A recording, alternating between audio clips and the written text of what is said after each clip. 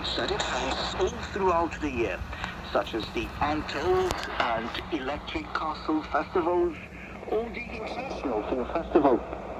This is also where the oldest cookery book in Romania, dating back to the 15th century, has recently been re-edited.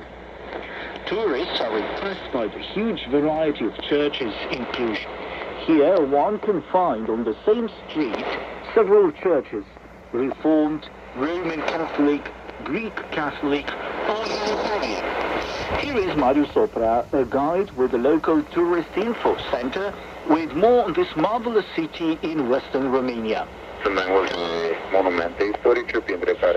are several historical monuments, such as the St. Michael Roman Catholic Church, the Matia Corvin statues, the Banfi Palace, which houses the Art Museum, the Metropolitan Cathedral, the National Theatre, and of course the Museum Square.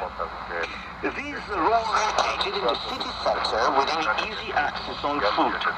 The Fortress Hill is another interesting place which offers panoramic views of the city.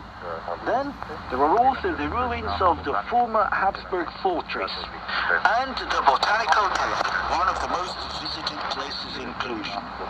Also worth visiting is the Romului Vuia Ethnographic Park, the oldest of this kind in Romania.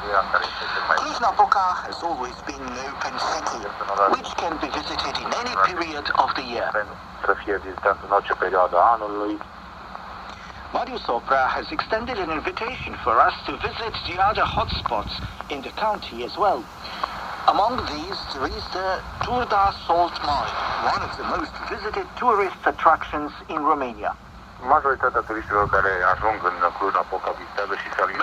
tourists who have made it to Cluj-Napoca have also visited the salt mine in Turda.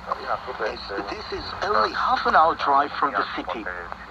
This salt mine is unique in Romania and maybe in this part of Europe.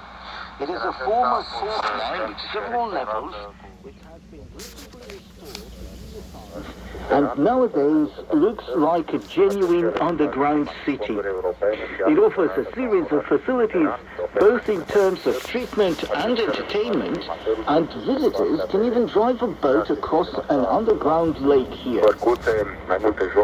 Transylvania is also home to one of the very few inhabited citadels in Europe, Sighișoara. Sighișoara Citadel, also known as Strasbourg, was included in the UNESCO World Heritage back in 1999.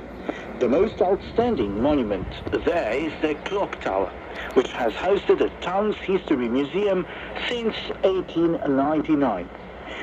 Nicolae Teșcula, the director of the museum, has more. The clock tower was built in the 14th century. It hosted the town hall until the religious reform, and it is 64 meters high. A weathercock is guarding the town from the top of the tower, telling us whether it's going to rain or if the weather is going to be fine. Also impressive are the figurines, like the drummers that tell the exact time. You have been listening to Traveler's Guide next on Radio Romania International, broadcasting from Bucharest.